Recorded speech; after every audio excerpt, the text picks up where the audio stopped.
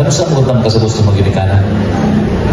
Pag nasabot ng Yesus Kristo, sa din ang ipangalatas sa mga ginikanan, na itong panahon na sa crisis pagkatubang, identity crisis, ang ilang mga kanang peer crisis, no?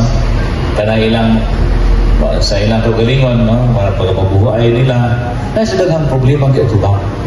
Muna nga, it's normal for us na yung tadi sa masakot kung dati sa kaya tubang itang problema sa kinabuhi. Masakit na, mga sinapangita sa buwagi sa anta na matanggalan ta. Mag-uol ka na sa may lantang ta. Yan mo kasi Kristo, ang kalisod sa kinabi sa mga ginikanan. Muna nga, ang mga kabataan yun, kinalagin ko mo magmatinahurong yun sa mga ginikanan. Kaya naman, kung yung tahurong yung mga ginikanan, no?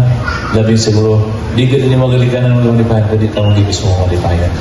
Muna nga sahay, ngayon ko sa mga ginikanan, manatuo mo nga kamay bulahan sa dihang inyong mga anak, magbinutan, magmatinahurong yun, dili yun, kamog yun.